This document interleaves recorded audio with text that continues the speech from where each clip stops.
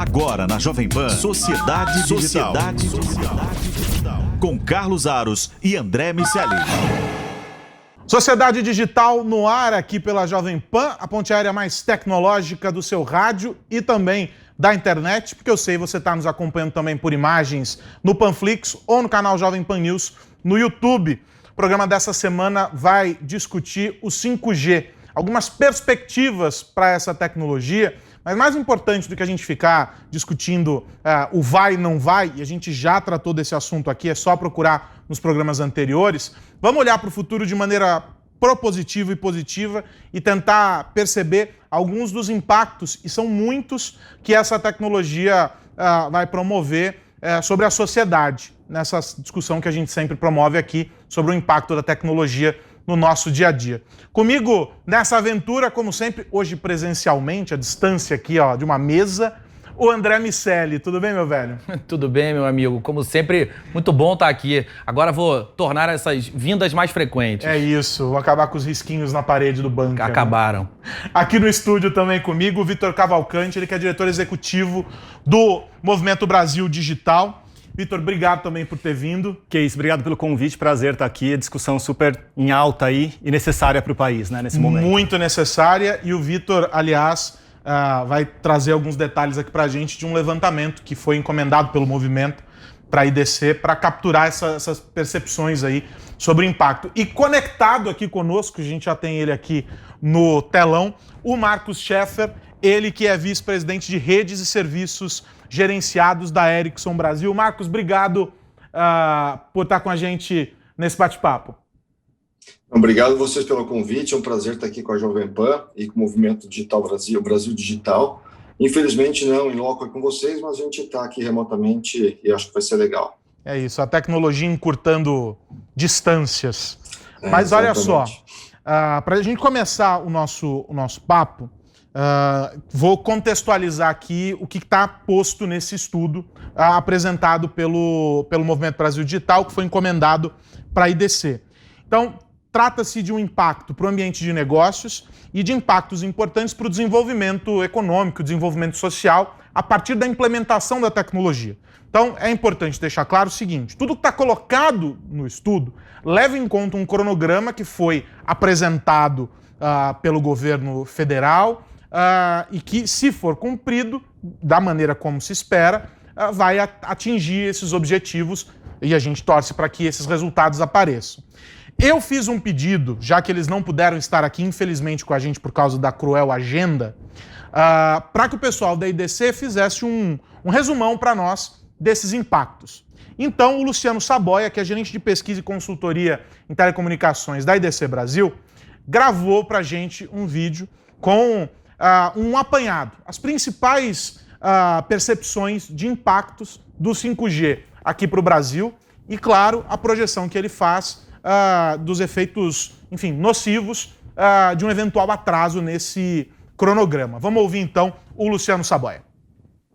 Em relação às formas como o 5G irá impactar a economia e inovação no Brasil, nós destacamos dois aspectos principais. O primeiro é o benefício direto às pessoas, né, no segmento B2C de uma maneira geral. E aí nós estamos falando principalmente dos smartphones e devices que servem diretamente às pessoas.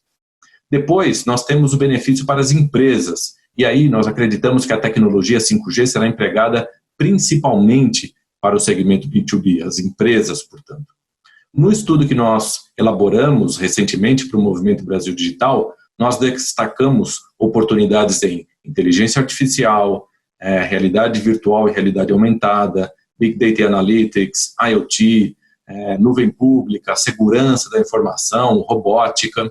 Então, o 5G será um grande enabler, um grande viabilizador dessas outras tecnologias para a efetiva aplicação no agronegócio, na saúde, na educação, manufatura, em empresas de utilities e também para o governo, entre outras verticais aí.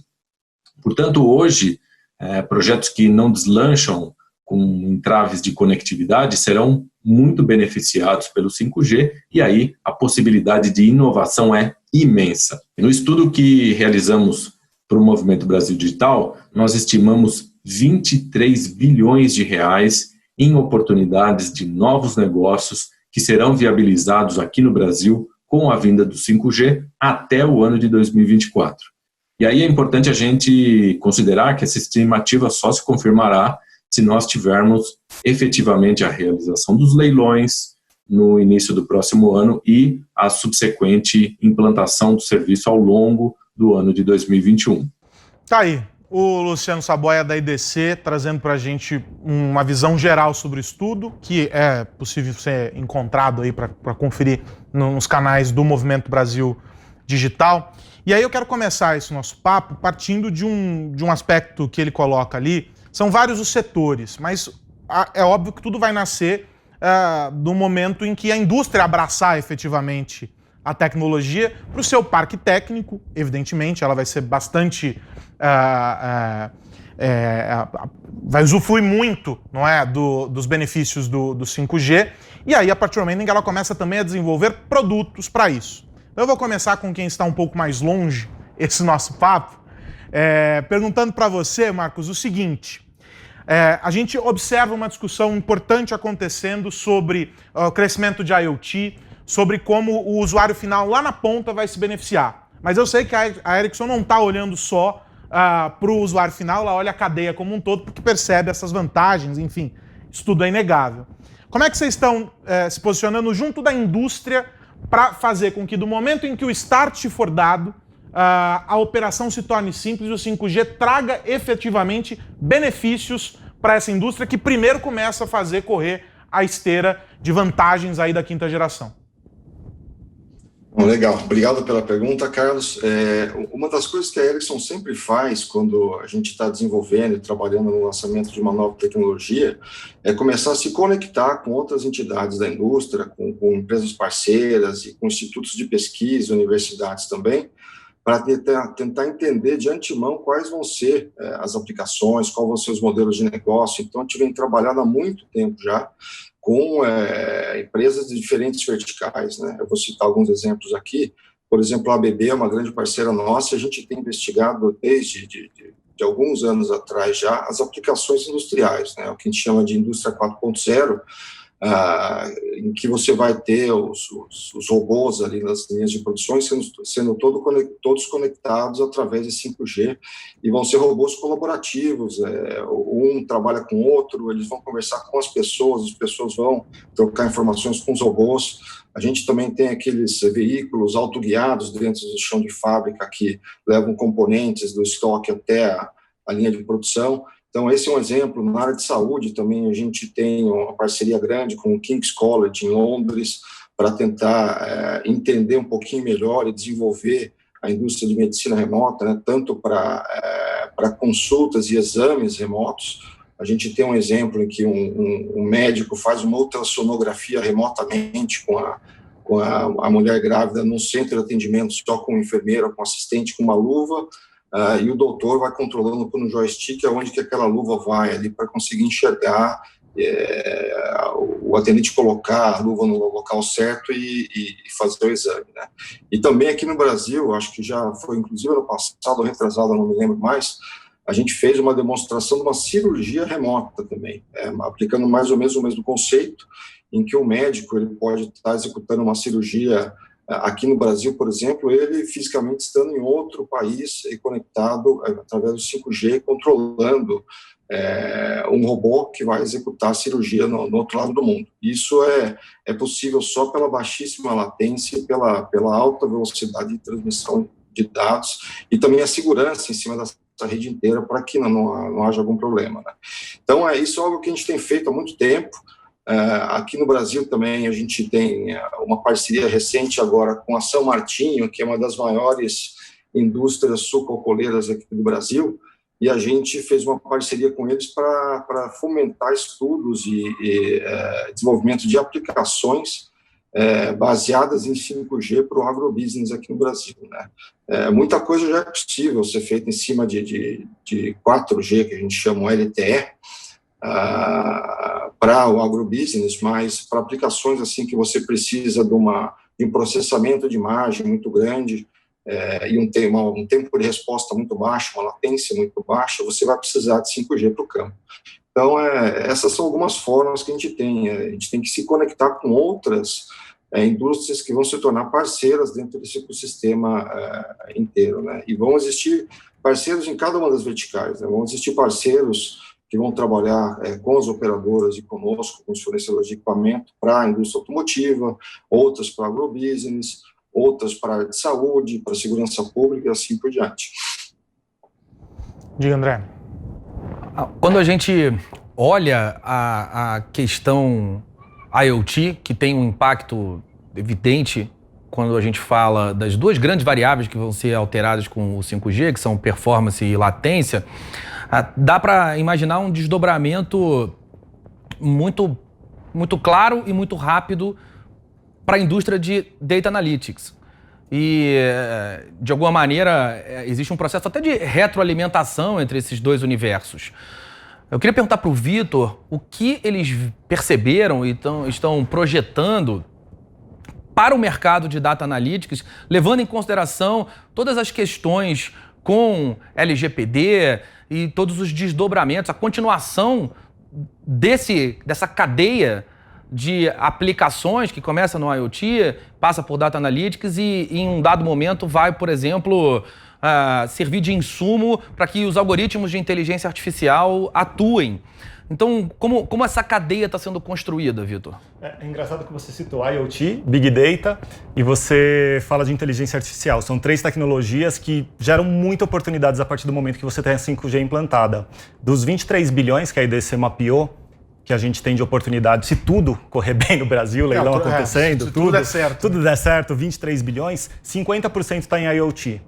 15% está em Big Data, porque são coisas conectadas como você está falando. Obviamente tem LGPD, a gente sabe aí que muitas empresas se prepararam, outras não se prepararam tão bem, porque, enfim, teve essas mudanças lá no Congresso também, mas existe uma oportunidade gigantesca, e vale lembrar que é o seguinte: todas essas tecnologias já existem e já estão aplicadas no Brasil. Inteligência artificial, você tem ótimos cases em saúde, em educação, no setor agricultura, que o próprio Marcos acabou de dar como exemplo.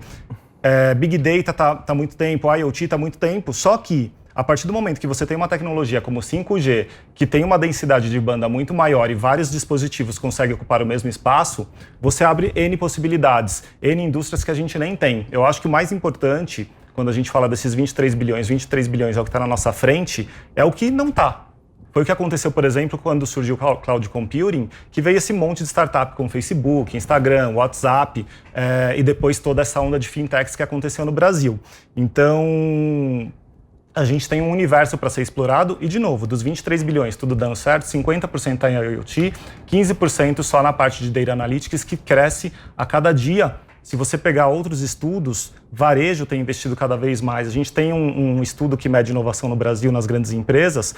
Big Data, seguido por inteligência artificial, foram as 2 tecnologias mais utilizadas neste ano de pandemia. Ou seja, mesmo com um ano complicado, onde as empresas tiveram contração de recursos e de investimento na área de tecnologia, houve uma demanda grande, mesmo nas grandes empresas, principalmente quando você vai para varejo, que foi muito afetado e teve que ir para o mundo online, e saúde, para fazer pesquisa e usar a inteligência artificial para melhorar tratamento ou para avançar, por exemplo, como no caso das vacinas que a gente tem no momento, várias pesquisas rodando e muitas delas usando inteligência artificial. A gente tem um ponto de convergência necessário para viabilizar essa implementação, vamos dizer assim, porque não significa só ter a torre para fazer a transmissão, e nesse caso nem é uma torre no modelo convencional, né? O 5G tem peculiaridades da infraestrutura, não vão ser essas torres como a gente conhece para telefonia tradicional, mas existe uma necessidade de pensar essa cadeia, de pensar todo esse processo de maneira estruturada. A gente já começou a fazer isso, Marcos. Eu pergunto por quê?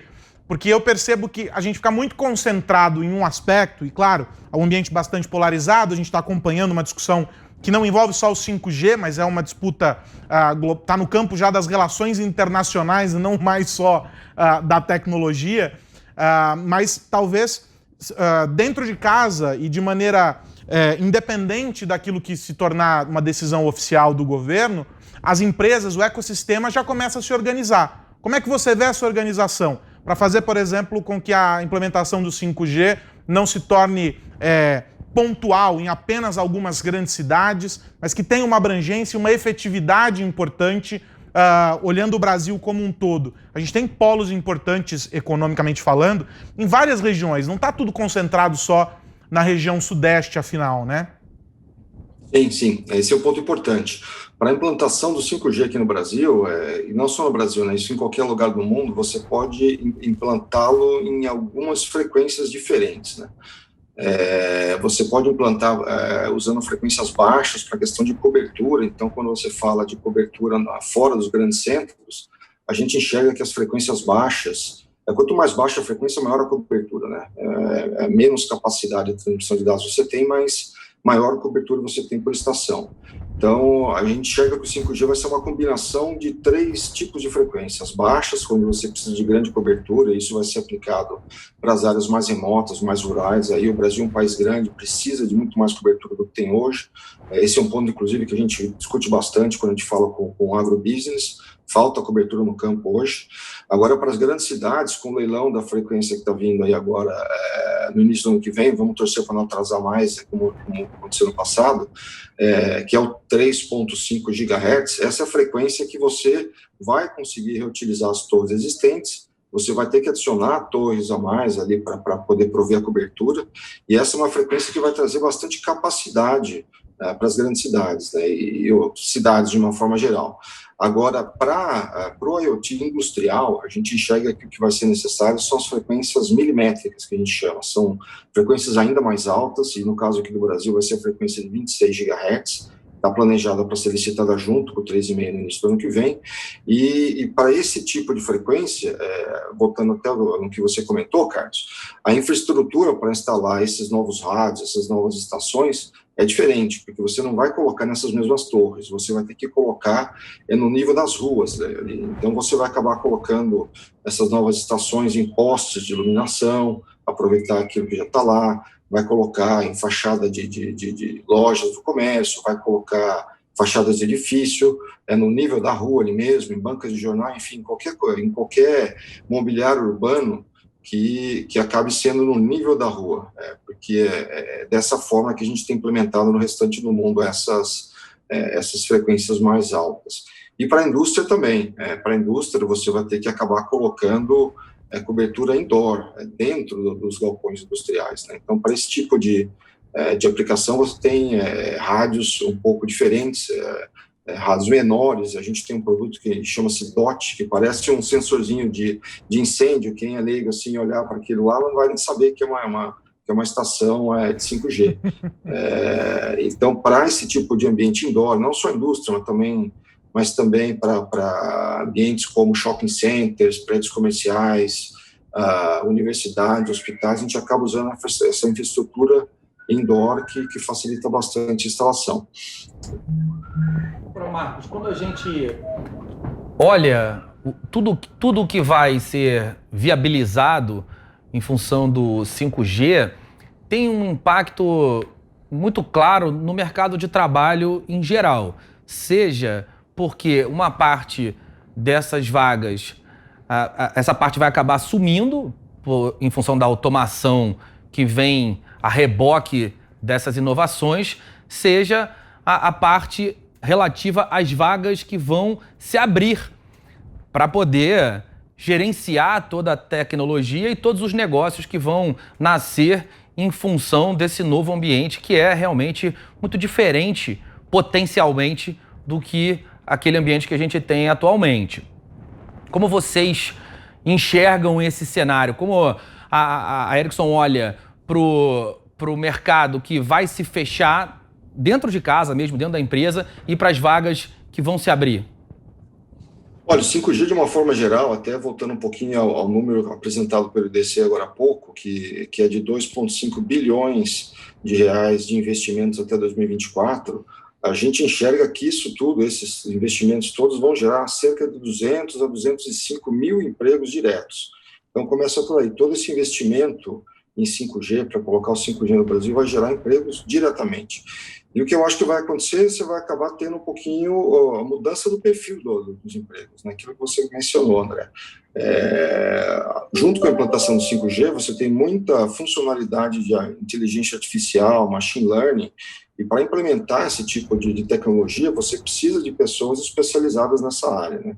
Então, o que a gente sempre vê quando tem uma evolução tecnológica é que você não acaba com o emprego, você simplesmente acaba migrando emprego de áreas para novas áreas, né?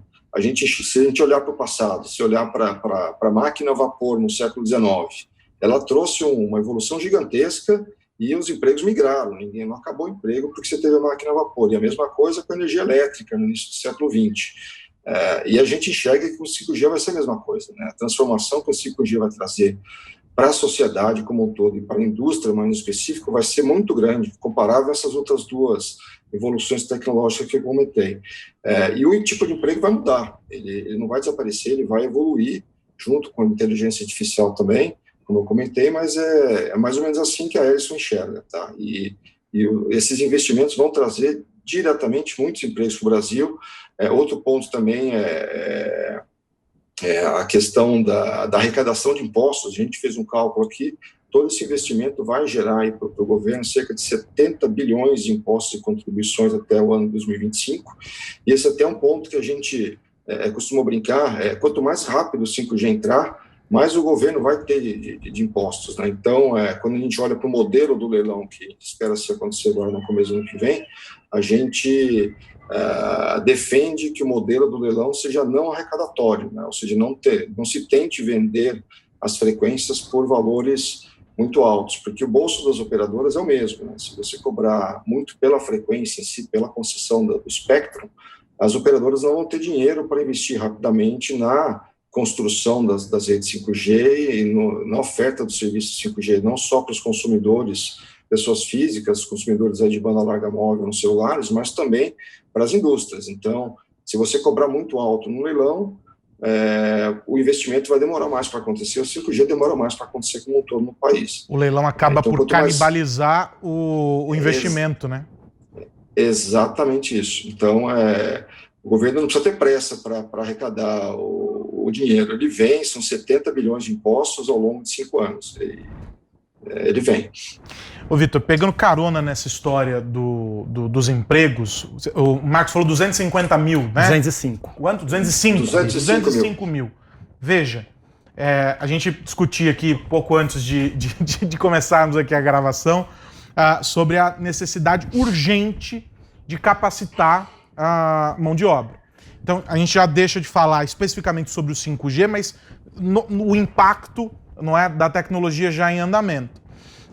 Aí olhando o movimento que congrega, sob a perspectiva do movimento, não é, que congrega várias empresas, players importantes como a Ericsson, por exemplo, que estão de olho nisso, numa necessidade gigantesca de atrair talentos e de recapacitar os que já estão trabalhando. Qual que é o desafio que surge e que começou ontem? Porque ele não começará com a entrada do 5G no mercado. Ele começou já lá atrás. De viabilizar essa transformação dentro das empresas. Eu concordo muito com essa fala do Marcos de que não há um emprego, não há o emprego perdido, você tem uma reconfiguração do modelo de trabalho, do mercado de trabalho e tudo mais, mas só que você precisa apresentar pessoas capacitadas para essa realidade.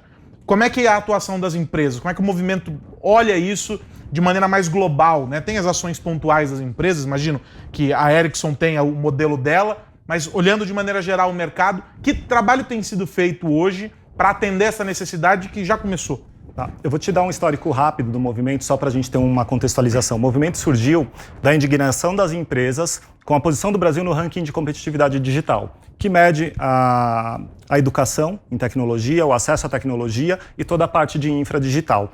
Em educação, a gente vai mal. A gente vai mal há muito tempo, e não só na educação técnica, mas na educação básica. Pegando isso, a gente começou a estruturar a primeira carta do movimento, e um dos grandes objetivos era capacitar pessoas.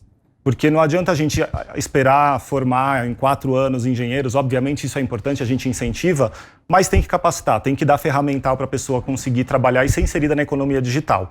O ano passado, o movimento estava aí com um horizonte de 5 anos para fazer uma capacitação de até 3 milhões de pessoas. Veio a pandemia, a transformação digital foi antecipada em pelo menos 3 anos, existem vários estudos de economistas renomados em todo o mundo mostrando isso, e realmente é verdade, as empresas correram para se adaptar, para digitalizar portfólio, enfim, fazer toda uma transformação digital acelerada. Inclusive, o que a gente faz hoje com o Marcos, talvez a gente não fizesse se não fosse a pandemia, porque as ferramentas estavam disponíveis e a gente não usava tanto como vem usando agora. E a gente viu o seguinte, não dá para esperar mais 5 anos para formar 3 milhões de pessoas. Então a gente está trabalhando numa plataforma que chama Eu Capacito, que ela vai ser lançada em breve, para a gente formar pelo menos 1 milhão de pessoas em um ano. Capacitar em programação, tanto em Java quanto em Python, capacitar em análise de dados, capacitar em marketing digital, porque como o Marcos disse, você reforçou, existe aí uma transformação do emprego. Entendeu? Existe uma transformação, não é que vai sumir todos os empregos. A tecnologia vem e ela transforma. E outra ação que a gente tem muito forte em várias empresas do movimento, isso foi uma coisa que a EDP, que é do nosso grupo, forçou muito, que é a digitalização responsável. Então você tem um trabalho que é do movimento, que ele é mais amplo, de formar, capacitar em massa, mas cada empresa individualmente aderir ao que a gente chama de digitalização responsável, que é, você tem lá um departamento que você vai usar inteligência artificial ou robotizar aquele departamento, antes de você começar o processo de implantar tecnologia, você analisa os funcionários, vê quais têm o perfil para ser requalificado, para continuar trabalhando ali e eventualmente operar o robô, ensinar a inteligência artificial, quais têm perfis para ocupar cargos em outros departamentos a partir de uma requalificação e quais, infelizmente, vão ter que ser desligados, mas também podem ser qualificados para ocupar uma posição no mercado. Então, existem esses 2 trabalhos. Um interno, que daí é o que a gente chama de digitalização responsável, e o outro de capacitação em massa. Vamos caminhar para o final? Dá tempo de mais uma pergunta para cá. Vamos caminhar para o final. Olhando essa reconfiguração do emprego, o que, se a gente olhar os números, parece uma boa notícia, vão fechar algumas vagas, vão abrir muitas outras, e esses números, de alguma maneira, se equivalem. Numa visão menos otimista, essa, ao invés de ser uma boa notícia, pode significar um segundo problema. O primeiro problema do desemprego, que não vai deixar de existir, a menos que essa capacitação seja feita, e a gente sabe que não é simples. E o segundo, que é o do custo de oportunidade, de não ter pessoas capacitadas para trabalhar com tecnologias e que vão, de alguma maneira, representar oportunidades em diversos setores para diversas pessoas com perfis diferentes também. Então, para quem nos ouve e vê, que pode, de alguma maneira, aproveitar esse momento para buscar capacitação, para buscar se preparar para essas oportunidades que certamente aparecerão, qual é o caminho? Aonde a gente pode imaginar essas aplicações acontecendo com maior intensidade?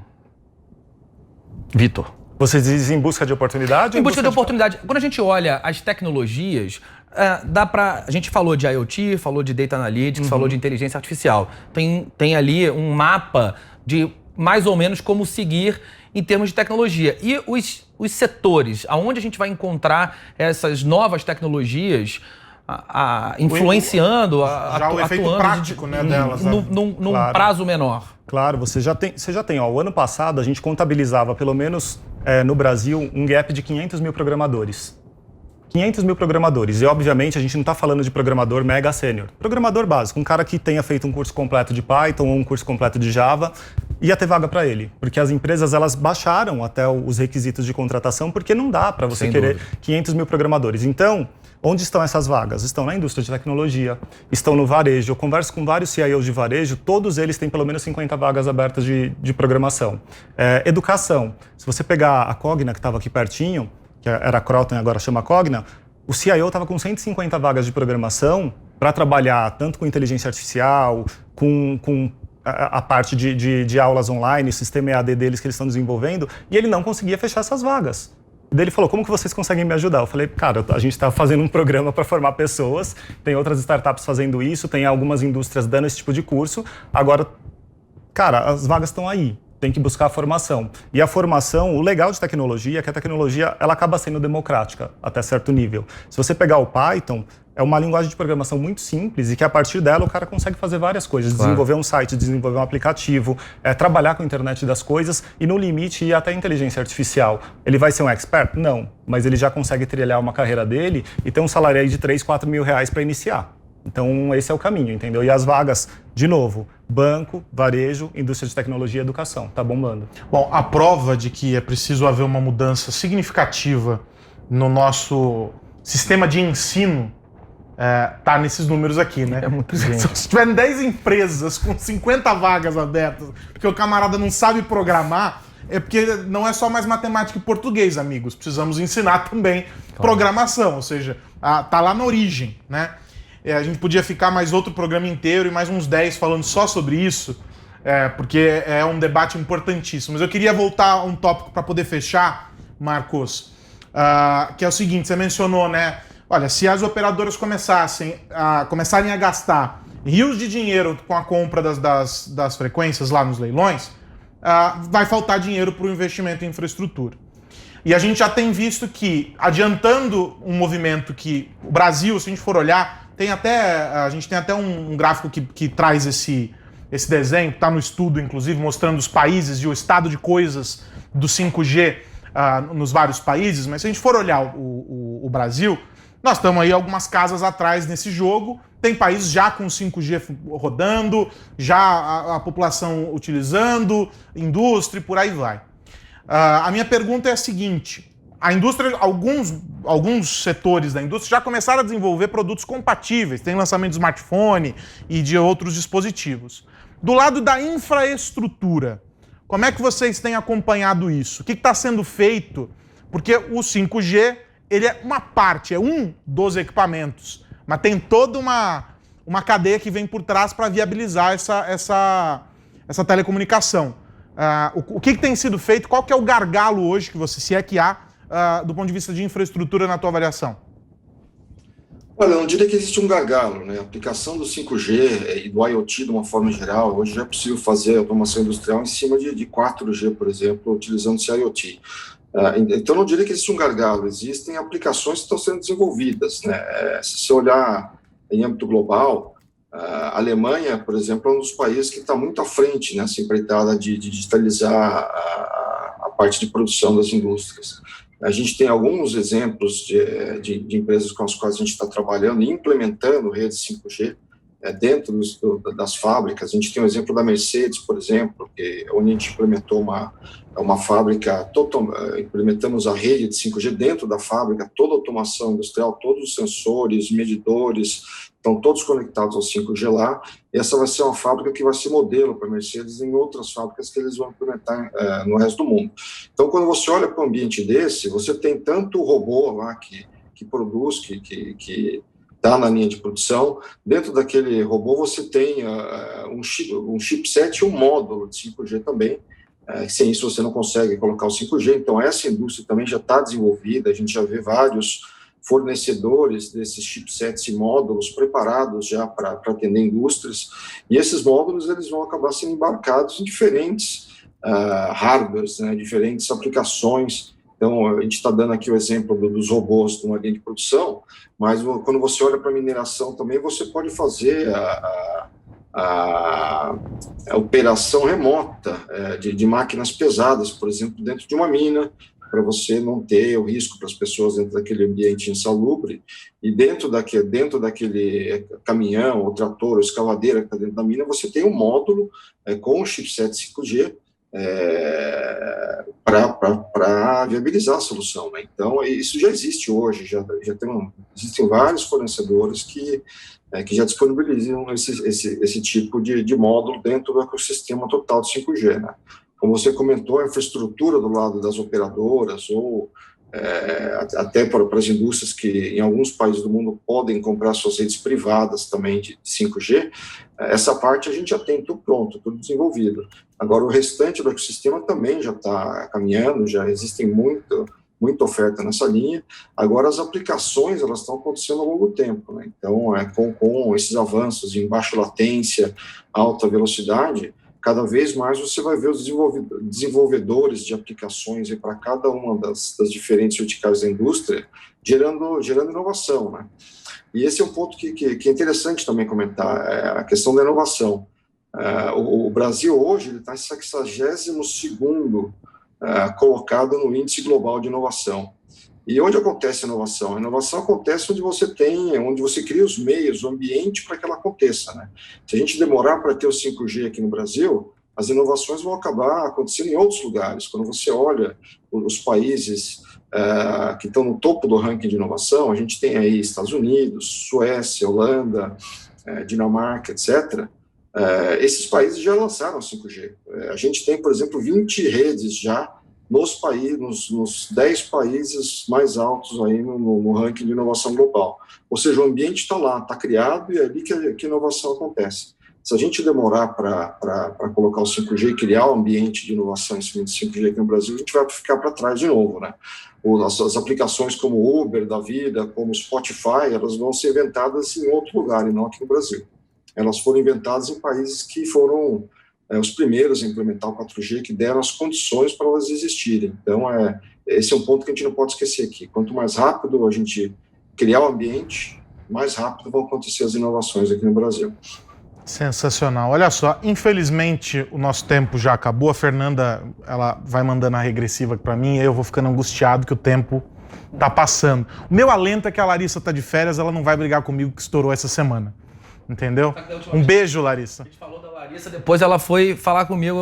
Ela briga. Ela briga. Toda vez que falo o nome dela, ela fica brava, porque ela fala que ela não briga de fato. Aí ela briga porque eu disse que ela brigou. Vai acontecer de novo, a gente já sabe. Vai acontecer mais uma vez. Olha só, gente, quero muito, muito agradecer a presença do Vitor Cavalcante, diretor executivo do Movimento Brasil Digital, e também do Marcos Scheffer, vice-presidente de redes e serviços gerenciados da Ericsson Brasil. Vitor, obrigado por ter vindo aqui para esse bate-papo. Obrigado, foi um prazer estar aqui com vocês, ótimo papo e necessário para o país, mais uma vez, só confirmando isso. Marcos, obrigado você também pelo teu tempo, por estar aqui com a gente para esse bate-papo, foi ótimo. Obrigado a vocês pelo convite mais uma vez e a gente está à disposição sempre que vocês precisarem para a gente falar sobre tecnologia e inovação. Grande abraço a todos. Um abração. André Miceli, prazer te ver também. Prazer te ver, Semana que vem amigo. tem mais. Vitor e Marcos, obrigado. Meu amigo, semana que vem nos vemos na Ponte Aérea de Verdade. Na telinha, eu vou te ver no Na monitor. telinha. É isso aí. Um abraço para você e para todo mundo que nos ouve e vê. É isso, Sociedade Digital fica por aqui. Falamos bastante sobre o 5G, depois eu vou publicar lá no blog também os detalhes do estudo, junto à íntegra, claro, do programa, para quem quiser acompanhar. Está disponível lá no Panflix, é só... Para entender essa história toda, começou há algumas semanas, quando a gente falou também sobre 5G por aqui, é só voltar nos programas anteriores que tem a discussão sobre o 5G, algumas aplicações, e aí hoje a continuação desse papo em cima desse estudo bacana que foi divulgado pelo Movimento Brasil Digital. Sociedade Digital fica por aqui, na semana que vem tem mais. Um grande abraço, tchau! Você ouviu Sociedade Digital com Carlos Aros e André Miceli.